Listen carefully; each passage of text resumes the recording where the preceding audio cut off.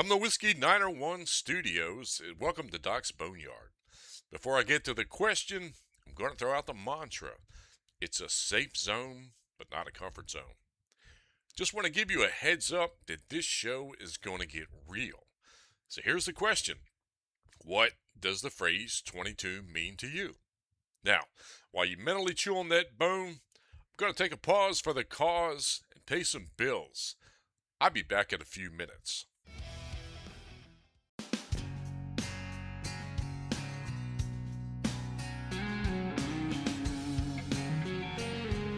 U.S. Marine Corps veteran Scotty Frazier survived the battlefields of Iraq and came home to pursue his passion of music.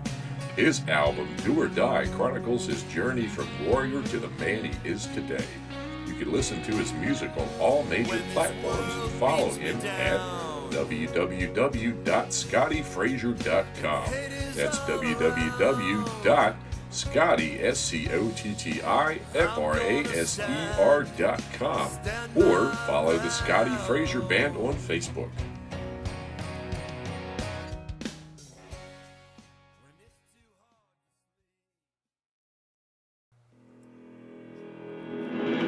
Hey everybody, it's Doc from Doc's Boneyard. Hey listen, if you're in the Fayetteville, North Carolina, especially around Fort Bragg, and you're looking for that hard to find military badassery gear, why don't you go see my buddy George at Silverback Military Surplus. He's located just outside the Yadkin Gate, 6477C Yadkin Road. He has a wide variety of patches, hats, tactical gear, you name it. Tell him Doc sent you. So I'm back. Now, for the question. What does 22 mean to you? Well, for the uninitiated and non-veterans out there, 22 is the approximate number of veterans who commit suicide every day. Now, there's no truly accurate statistics out there, and to be quite honest, the numbers vary with whatever reporting source you go to. But 22 is more or less the accepted number, so hey, if it ain't broke, well, you get the message. So everything in this show is personal, and these words are probably the most brutally honest and expose my most rawest of nerves. Over my time battling with PTSD, I become a suicide survivor twice. There's it's been said 3 times. Quite frankly, I only remember 2. Now, this isn't something I'm overly proud of, but I would be doing myself a huge disservice if I didn't talk about this dark chapter of my recovery. Like I said, some of the details are not really clear. I was kind of having a break from reality, so to speak. According to my wife, the process of hanging myself in the bedroom closet. Sorry about that, folks. The rope was around my neck, and my wife broke through the door and cut the rope. Now, my son was on the phone with the 911 dispatcher downstairs. So the story goes from wild, quite frankly, to bizarre. I was attempting to jump out the second floor bedroom window, and I only changed my mind because of the awning, and the bushes located under the window would have stopped my fall. I ran downstairs, out the door, sat in traffic on a busy street in front of our apartment. Now, I have no idea what the passing motorists were thinking about this nut sitting in the middle of traffic. I could just imagine. Well, the next thing I knew, city police officers were picking me up and putting handcuffs on. I was escorted to our local emergency room and admitted for a week or so of observation. So I had no idea the psychological damage I'd done to my family, and quite honestly, I really only got a glimpse recently when my oldest son, talked about his experiences on a show that we called Sins of the Father. So, what were my reasons for wanting to commit suicide? Well, I was sick and tired of being sick and tired. I got tired of being in pain. It was a never ending pit of darkness, and I just quite couldn't see a tangible way out. I was on 10 different mental health medications at the time, and the VA was feeding the problem instead of getting to the root cause. So, if I was on that many meds, why was I feeling suicidal? Right? Well, the fact of the matter was none of that shit was working. Pardon my French. I was a mental vegetable. I was getting real good at exchanging CO2 for O2 or vice versa. O2 to CO2 sounds better. And that's not really much of a purpose. So I didn't leave the apartment. The blinds were always closed to ward off potential threats from the outside. And, well, the list goes on and on. Was that an excuse? Well, it depends on which side of the fence you're on. On my side, there was virtually no hope that I would ever reach a state of so called peace. The demons were just too strong, and I hadn't been shown enough tools in my mental toolbox to successfully fight them. Hey, I admit it. Now, it's important to understand the mindset of one who sees no way out of pain and misery for themselves. They believe that the world would be a better place without them. Hey, been there. They're so tired of fighting every day for something that just seems unattainable. They want to spare their friends and family the pain and hurt that their issues are causing. Let me be straight. I will never judge someone who makes the decision to take their own life. I've been there, and it would be extremely hypocritical for me to say otherwise. I understand it because I lived it. The side that the individual doesn't realize is what pain it would cause the ones left behind. And let's face it, there's the unanswerable question, the why, that will never be answered because the one with answers would no longer be there. So, I attempted suicide once again, but this time it was going to be suicide by cop. My living room was full of police officers with weapons drawn. One police officer, I won't mention his names because he's still on the job. I'll just call him Bob. Bob told me that he was a combat veteran himself and pulled out his VA ID. And, well, I gotta say, it allowed me to trust him. He talked me down and cuffed me, and we were off to the races again. He saved me that day. He could have easily fired his service weapon, and I believe he genuinely understood what I was going through. Again, I was admitted to the behavioral mental health unit until I was stable and had a huge change in meds. I was there for about a week to 10 days. When I was no longer in danger to myself, I was released to go home. The meds I were on in the hospital were quick acting and they allowed me to stabilize my behavior. There is something about being in a locked ward that makes you appreciate your ability to do as you please. You have little say in anything. You eat when they tell you, you sleep when they tell you, you get the message. When I was interviewed by the nurse doing my intake screening, I told her that I just saw people as targets and considered shot placement when I looked at them. The look on her face said that she wasn't used to dealing with veterans. And quite frankly, we don't usually suffer from psychotic disorders in this kind of mental health setting. Now, of course, aging veterans with brain injuries can develop conditions that alter their perception of reality. I'm talking about like the early onset of dementia, Alzheimer's, and basically for a veteran of my age at the time, that wasn't an issue. The group sessions were geared for medication. I can't talk. Education of medication and the consistency of taking them. I didn't have a problem with that. I didn't feel good to the point that they were not needed. No, hell, I know I needed them. When I was asked to participate, I tried to explain that my problems were combat related and not the byproduct of some organic problem. And it was like talking to a brick wall, quite honestly. No habla inglés. We don't speak warriorese. Hey, you think that with the veteran population of the town that I was living in, they would have had more experience. Sorry about your luck, though. So I just sat in the back of the room and kept my mouth shut. I only spoke when I was asked a question, and I kept the answer as short as possible. Look, those people didn't get me, so there was no point of trying to something that they would never get. Movies, they can do a fair job at capturing a visual representation of what war looks like, but the emotional and spiritual can't be replicated on the screen. It just doesn't happen. It's got to be experienced. So, this went on for the time I was in the psych ward. I felt like a convicted felon.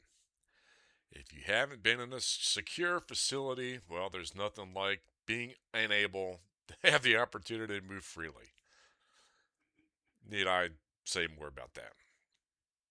Talk about your triggers running amok. Patients roaming the halls with their own reality, which didn't coincide with what was actually going on around them. Oh, yeah. The sudden outbursts were particularly entertaining. Nothing like standing someone who suddenly starts screaming for no logical reason. The day I was allowed to leave was a mixed blessing. I was relieved at having my freedom back, but at the same time, I was reluctant because of the fact that the VA was still on a fishing expedition with my meds. Now, the stuff I got from the hospital did make me feel better. I was stable and not a danger to myself. So, I chalked this experience up to been there, done that again. And so the battle continued over years. Well, 8 years to be exact. That was the end of the suicidal attempts. Now, I would be remiss if I didn't admit to occasionally thinking about suicide. Suffice to say that it's only a passing thought, and I have no real plan or intent to act, so to speak. So, one of the precipitating factors in my suicide attempts was the ongoing battle with my severe depression. Due to the nature of my PTSD, along with the chemical changes in my brain, i.e., the dopamine and serotonin levels have decreased, these factors made me more susceptible to the downward spiral of depression. I know it sounds like I'm reading this, but I actually had a prepared script, so just kind of bear with me. My last hospitalization was in October 2017 after my doctor did what she described as a dump. Now, what I mean is I was taking off all mental health medications. This happened in August, and it took about 7 to 8 weeks to fully have all the meds out of my system. And again, I was taken to a non-VA facility for stabilization, and new meds were initiated. When at the hospital, they asked me why the VA had done this, and I didn't have an answer. So, I said all this to say this. I'm still on meds that regulate my mood. However, the dosage and frequency are modified.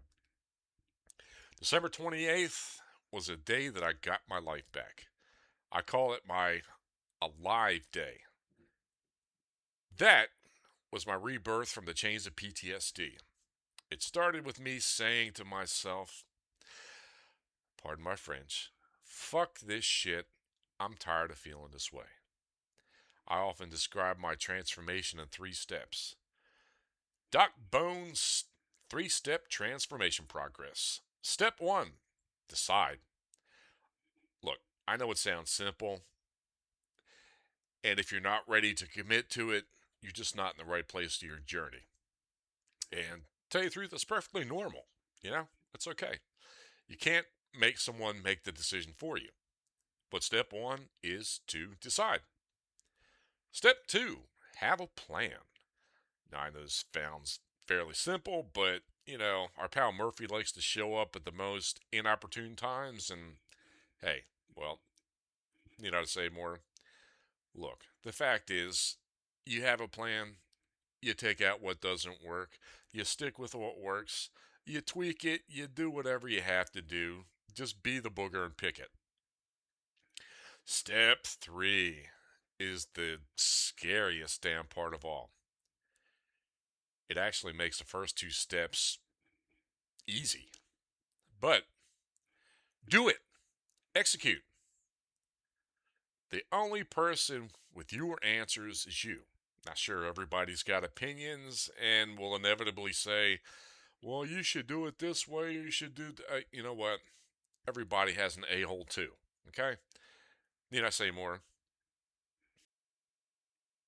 So, as I was trying to say, the fact of the matter is that these steps are only as complicated as you want them to be. Hey, look, I'm a simple dude myself. Keep it simple, stupid. Keep it simple, stupid was written for me. Look, that's how I do things. I am guilty of analyzing things to the point that I become anal. But it still comes to execution. Okay? Do it. If it doesn't have the desired effect, you do it till you get it right. This is me personally. I hate the word try. To me, it's the colossal cop out. Let's say you want to run 2 miles, you get to the track, you look that distance, you sit on the ground, lace up your running shoes, you take one step on the track, put your hands up and say, "Bleh, I tried."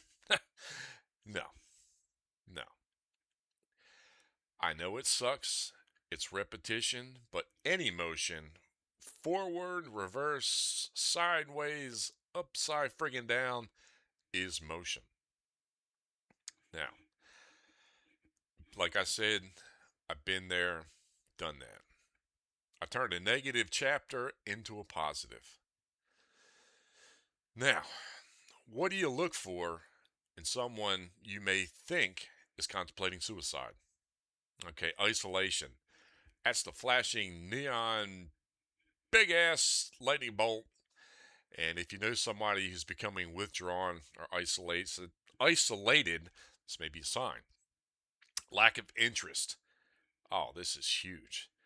If you ever notice a NASCAR or sports fan used to really be into the races or the games and now they couldn't care less, hey, it's a red flag. Severe depression. Deep sadness that doesn't resolve itself over a specific time period. Now, there's variations to how long, but you get the message. You're sliding down that slope and you just have to pay attention. Giving away prized possessions. If they have a favorite fishing pole or a game system or a car and suddenly they don't want it anymore, come on now. Something's going on. Saying things like, I wish I was dead, or the world would be a better place if I wasn't in it, or even association with things related to death. If you know someone who's showing these warning signs, first thing you need to do is find out if they want to hurt themselves. Now, this is a taboo subject in our society, and there's only one way of finding the answer to that question, and that's asking them directly and non-judgmentally.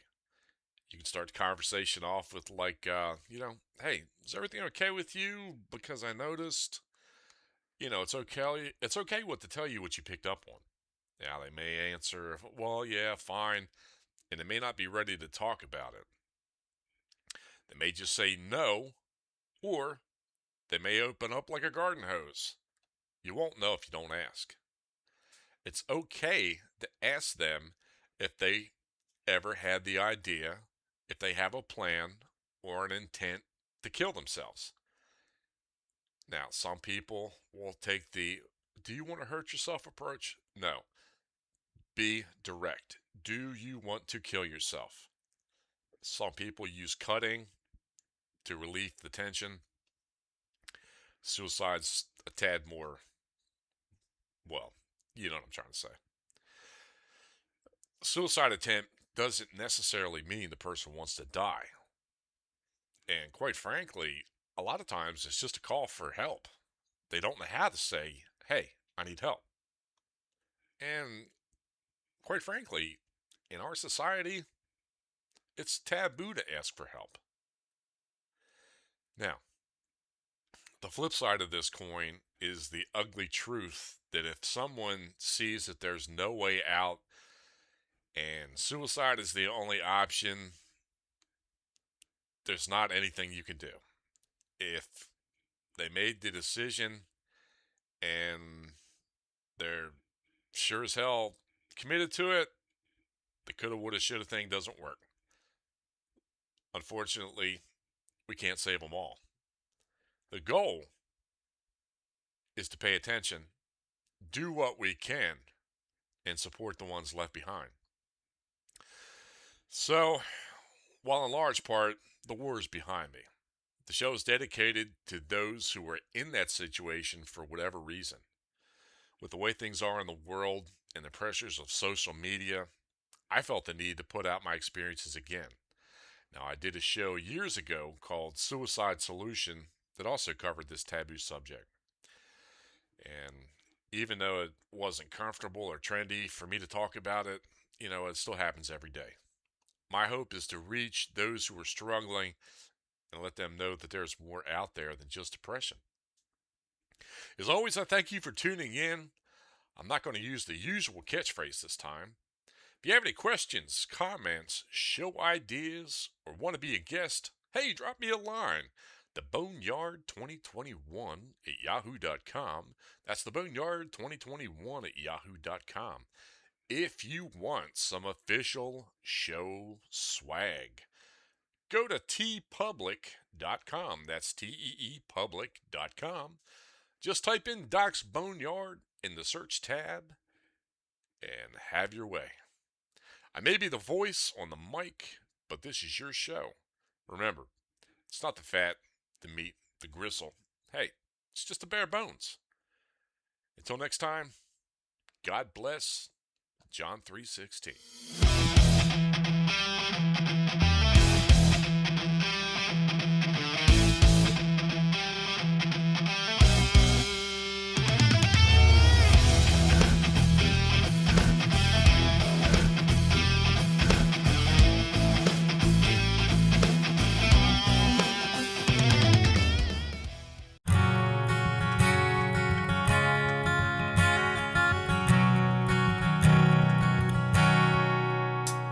He sits on his bed with his gun in his hand. He thinks his life is over, he can't understand. A bottle of whiskey and some pills in the drawer. He doesn't wanna hurt himself or hurt anymore.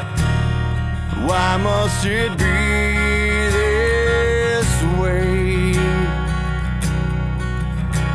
Just think it all over and listen to the words I say. You are not alone.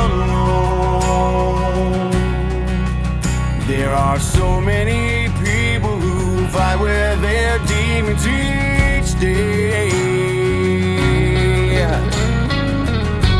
'Cause you are not alone. So take my hand, brother, let's beat this together today. You're not alone.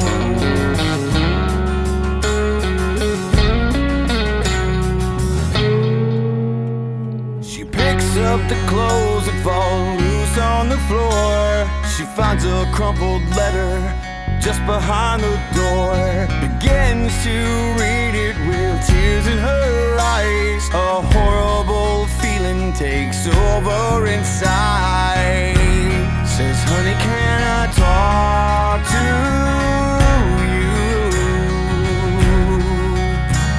There has to be something that we can do.